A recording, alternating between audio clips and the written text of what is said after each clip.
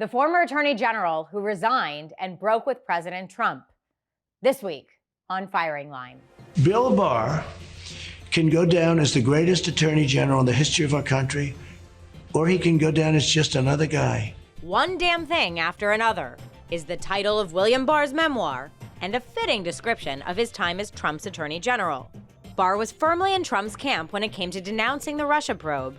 I think that the government did not have a prosecutable case. And warning about the possibility of voter fraud before the 2020 election. Elections that have been held with mail have found substantial fraud and coercion.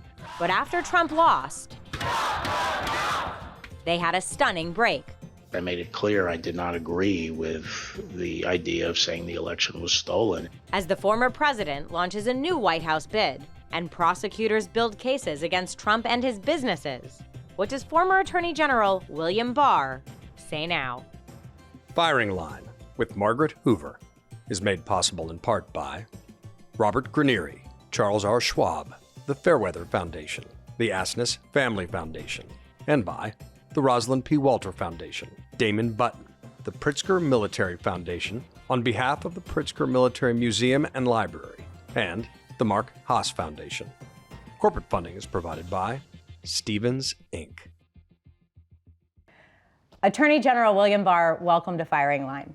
Thank you, Margaret. Great to be here. You were the Attorney General for two presidents in two different centuries, President George H.W. Bush and President Donald Trump. You resigned after the 2020 election when you broke from President Trump over his 2020 election fraud claims. This week, Donald Trump announced that he will seek the Republican nomination again to be president. And I wonder, what was your reaction? Well, I made it clear in my book over a year ago that I didn't think he was the right person to lead either the Republican Party or the country forward, and I would hope that he stepped down, so I was disappointed that he announced. He's facing unprecedented federal, state, and congressional investigations. Do you think he's running to insulate himself from the investigations? I think that could be part of the reason, but I think he has a monumental ego, and he doesn't want to go down in history as a loser. And he's also would like to get revenge on the people that he feels didn't give him his due. You said he doesn't want to be seen as a loser, but the 2022 midterm elections had him on the ballot in absentia in many, many cases. And another big loser of the midterms was this lie about the Stop the Steal. And in the case where Stop the Steal candidates were on the ballot, they overwhelmingly lost. Right. His handpicked candidates overwhelmingly lost. How do you reflect on the midterms and the fact that the election fraud that you resigned over became a losing political point for the GOP? Well, again, it reflects Trump's poor judgment and his ego. Yeah. Look at Ronald Reagan in 1976. Okay, he spent 4 years building the unity of the Republican Party. Yeah. He even discouraged his conservative supporters who had backed him, many of them from challenging some of the so-called establishment Republicans, because he wanted to unify the party. And Trump has done just the opposite for no purpose other than his ego gratification. And he picked candidates that were weak candidates simply because they were willing to show their fealty to him by saying that the election was stolen. And that backfired completely. You're clear in your book that GOP needs to move on from Donald Trump. Yeah. Does it concern you there could be a splintered field and that Trump could come away with the plurality, the largest share of the primary base vote? Right. I don't think the field is going to be as splintered as it was in 2016, which obviously helped Trump. I also don't think Trump will be as strong. I think he has been fading for months now, and the recent midterm elections, I think, have really popped his balloon. If you were in Trump's ear now and he were listening to you, big hypothetical, what would you tell him? I would tell him essentially what I told him all the way through the administration, which is that if he had just exerted some self-control and discipline and dialed back his pugnacity and his nastiness a little bit, he would have won the presidency and had a second term. And he didn't do that. He failed. He didn't do what the whole country hoped, that he would rise to the occasion and rise to the office, and he didn't do that. So he's had his chance. He obviously does not have the qualities necessary to unite the party, which is the first step on the road back, and he should stand aside. The two presidents you served approached DOJ differently, and they approached you as Attorney General differently from the position of the White House. Can you describe that? Well, first, after Watergate, Republicans generally took the position that the Department of Justice should not be tampered with, and that was Bush's philosophy. He followed my advice. He didn't, try to cut corners or get around the advice, and he was very respectful of the role played by the Department of Justice. Obviously, Trump was a different animal. Would you say Trump was as respectful of the department as President H.W. Bush was? No, I think he viewed it as like any agency, something that was under his command and could, he could sort of potentially use as a political tool. You write in your memoir, quote, that it is the responsibility of the Attorney General to ensure that the department's enforcement actions are insulated from political interference and are based solely on the law, the facts, and the equal treatment of all individuals without regard to political or personal considerations. And that Trump agreed not to interfere with your decisions. That's right. How'd that go? Well, he didn't interfere with him in the sense of telling me, directly, but he would tweet. Yeah. So, for example, he would tweet that he wanted Comey indicted, or he wanted McCabe indicted, and James Clapper, John Brennan. When we got into 2020, he started tweeting that, I hope Bill Barr, has the guts to indict or go after Biden and Obama. Is there any difference between him pressuring you privately or doing it publicly? I mean, I don't know which is worse. Well, that's why I said, his behavior was different, and that's why I asked him to stop tweeting. And for a couple of, he took a few parting shots to show who was in charge, and then he quieted down for a couple of months. But in May, he just went. Lit back up again. Yeah, boom. You've noted George H.W. Bush, when he was president and you were Attorney General, you only met with him a couple times. A few times. On the flip side. I mean, no, one-on-one. One-on-one, right? So, but on the flip side with Trump, you characterize that, you often spoke multiple times a day. Was that because the presidents had different views of the Justice Department, as you outlined earlier? Well, it wasn't just the Department of Justice. It was his way of managing the executive branch, and his way, really, even before he became president, he'd reach out and talk to a lot of people and sort of take all the information in and test his own positions and ideas with other people.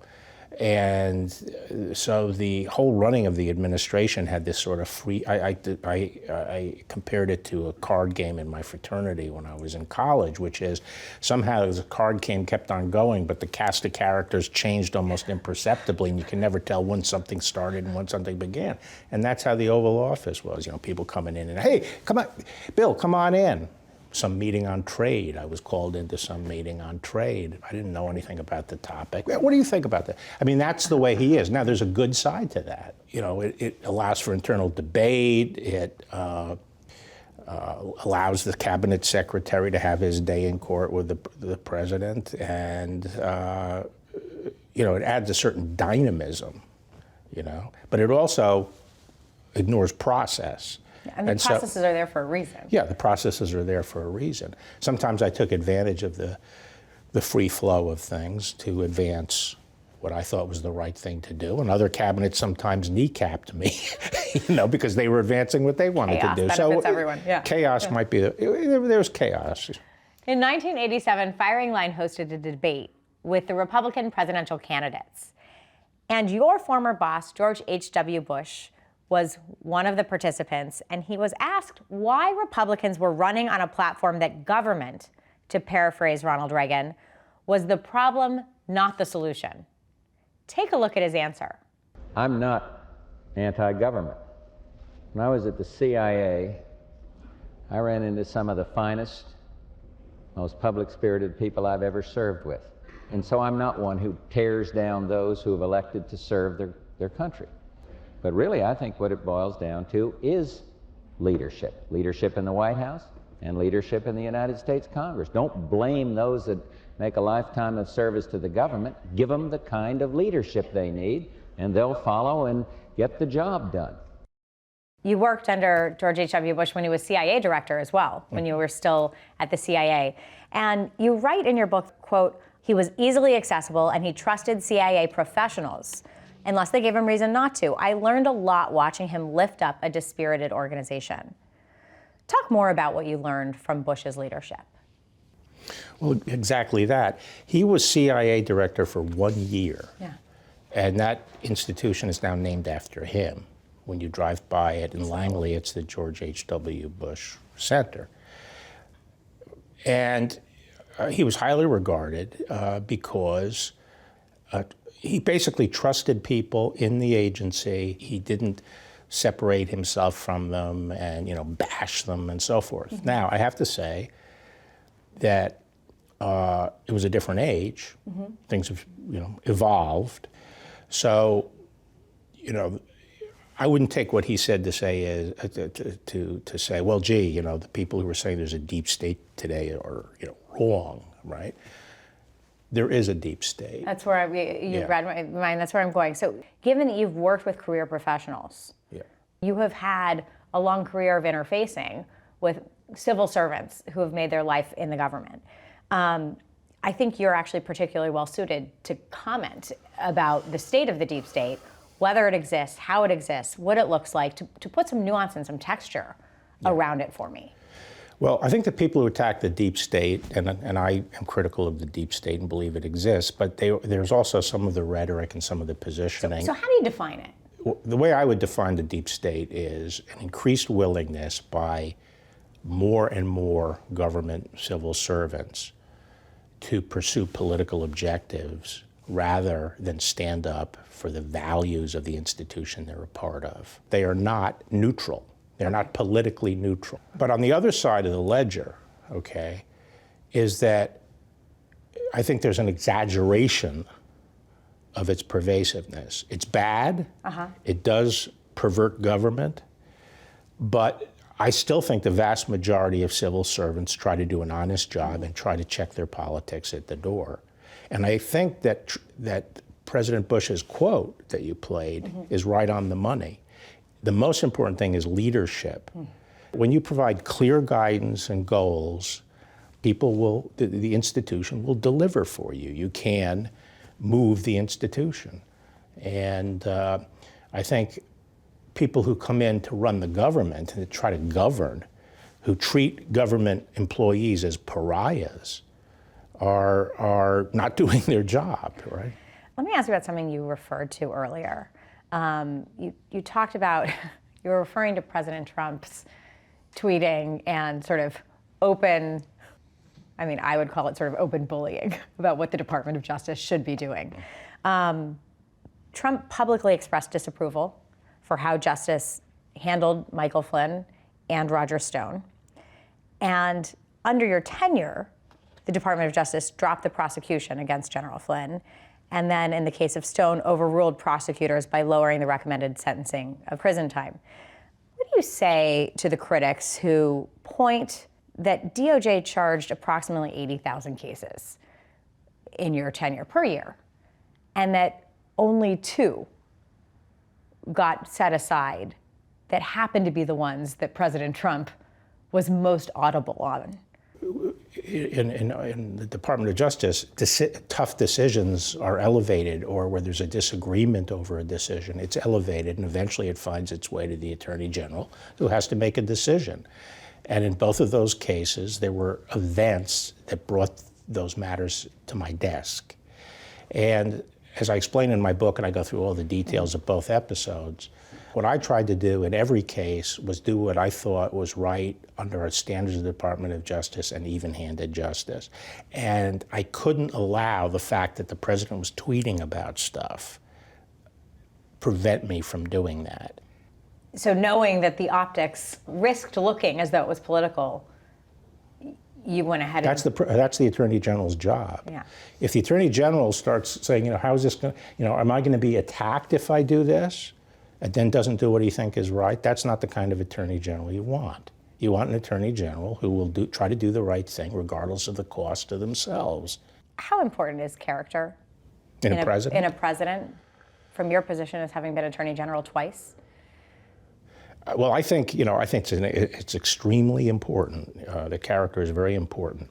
But when we live in an age where the political differences are so polarized, and the swings between sort of almost socialism and more conservative Republican policies, and there's a broad swing, I think you have to look at that just as importantly.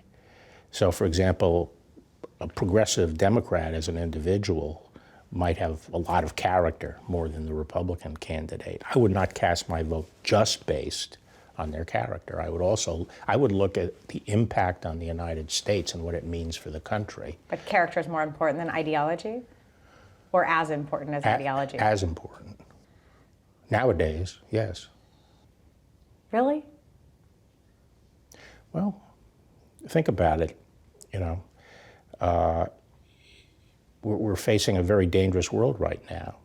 I think as a voter, you should say what is the impact on the country of this person leading the country for the next 4 years. Some of our great presidents have not been moral exemplars. No, I think the question of character is important, but then it's also a question of, in that character, are you going to be faithful to the laws and the Constitution? Well, I mean, we talked about character. I was thinking broadly of it. Obviously, It's very important that a president, the president is in charge of the executive branch, and he is the top law enforcement official. Mm-hmm. But what's critical for our country and for our system of government is that the law be applied equally, especially in the criminal justice system. Yeah. And the president has to respect that you cannot use the criminal justice system as a political weapon. You broke with Trump over the election, as we've discussed. You broke with him over election fraud. In the lead up to the election, you had been pointing to election fraud as a potential problem. And looking back on it and how it turned out, where there were so many Americans that believed Donald Trump and believed his election fraud lies, even after the Attorney General said there wasn't enough election fraud to have changed the outcome of the election. Do you think back at the times where you were raising the red flag prior to that and consider whether that helped lay the ground for people to distrust the integrity of the elections in the first place? See, on the contrary, I think what did was the irresponsible behavior of the Democrats who, putting aside the question of fraud, were clearly monkeying with the rules and using COVID as an excuse to do it, to tilt the playing field in ways that were unfair to the Republicans or which favored them. And people saw that kind of gamesmanship going on, and that created the climate in which they did not have trust in the election. You have, people know what the mail system is in this country. People have had experience with it, and they don't trust, didn't trust the integrity of the system. Well, to the contrary, there are 4 states that had 100% mail-in voting. I'm from one of them, Colorado. Right. People have a really high degree of faith in the election integrity in those states. Well, it depends on what kind of system you have. If you have a system where you fill out applications and to get the ballot to mail in, that is a pretty good security system. And the states that have done that are not a problem. And I said that publicly, okay? What I objected to was universal mailing out of ballots. I was arguing against what I considered to be the irresponsible, really incendiary tactics of the Democrats, which is to essentially try to run elections on an honor system. And I'm saying, you do that and no one's going to trust the results, period. And to raise that red flag was the right thing to do, to try to stop that kind of irresponsible behavior. You left the Trump White House in mid-December, just after the Electoral College had voted, and you wrote in your book, quote, without minimizing both the stupidity and shamefulness of what happened. You're referring to January 6th. At the time, I did not think the Republic was in genuine danger. You know, I don't really think so. I think it's a little over dramatic. I didn't see it as something that was threatening a coup at the time. It was the way things operate when Trump is directly in charge of something and there are not people who know what they're doing involved. Well, it was a mess. It was a Keystone ops operation. Well, now I'm thinking about the riot at the Capitol, though, and the fact that violence actually impeded the peaceful transition of power for a time. Well, I mean, there was a delay. Yeah. Yeah. But I didn't think, that our country was going to fall apart because of that. Or that the Republic was in Or danger. that, there was going to be a coup. And I've said, look, if there's evidence that people in the government, the White House, the president, whatever, were part of a scheme to use violence to delay the count, that would be a crime. And people should go to jail for that if it can be proved. I haven't seen the evidence yet. There may have been some of the demonstrators who had that plan, and they have been indicted for that. But it was more than chaos. I mean, 6 people died. Well, and that's chaos. There's a real question about had any member of Congress or Mike Pence come across any of those rioters, whether they also might have been violently attacked. Yeah. I feel it is an exaggeration, a little bit of melodrama to treat this as the virtual or, almost the collapse of the American government or the overthrow of the government. I thought it was a stupid, reckless behavior by the people involved. Certainly the president, I think, precipitated it, whether he legally incited or not, he precipitated the whole thing. And, I let it be known what my views were on that. In September, you said the Justice Department was getting close. You said, quote, getting close to having enough evidence to indict Trump in the classified documents investigation. But you also said you hope they don't indict him. In your view, is there ever a circumstance where you think is appropriate to indict a former president? Oh, yes.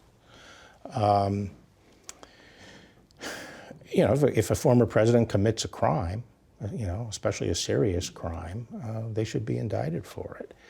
If the Department of Justice can show that these were indeed very sensitive documents, which I think they probably were, and also show that the president consciously was involved in misleading the department, deceiving the government, and playing games after he had received the subpoena for the documents, those are serious charges. That's a serious enough crime. That's a serious enough crime. Well, I said that I personally think that they probably have the basis for legitimately indicting the president. I don't know, I'm speculating. You're speculating, yeah.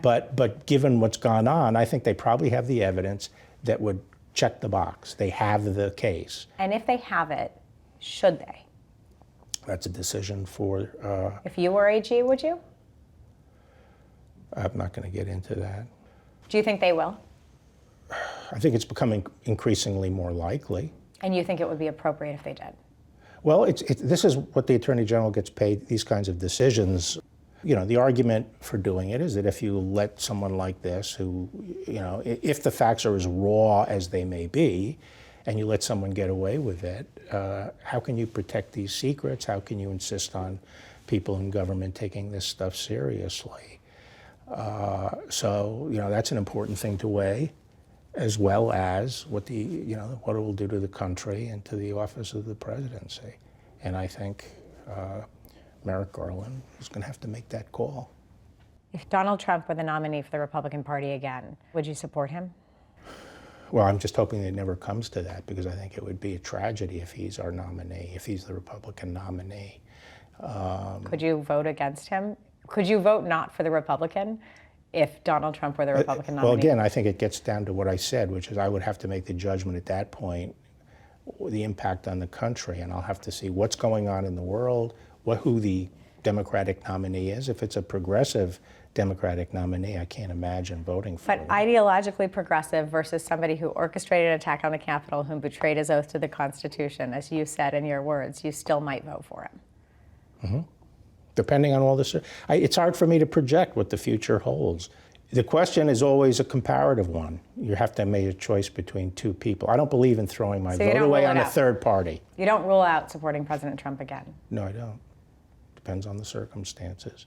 I pray that that doesn't come. I think the reason our republic is in jeopardy is because we are not throwing up the best and the brightest for these offices. We're not giving the American people good choices. Too frequently, they're picking the lesser of two evils. And we can't last very long if that continues to happen. Attorney General William Barr, thank you for joining me on Firing Line. Okay, thanks.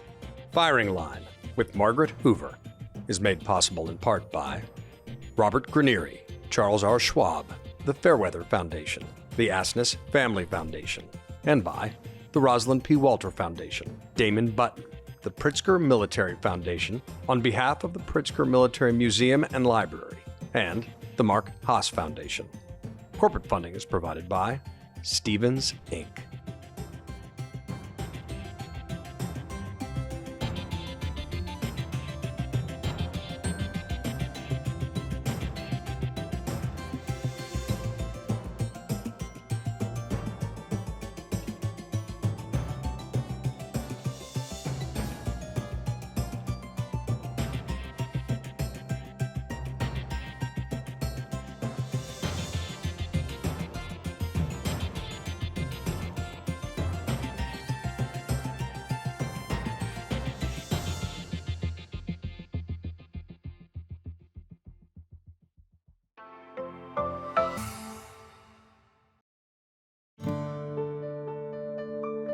You're watching PBS.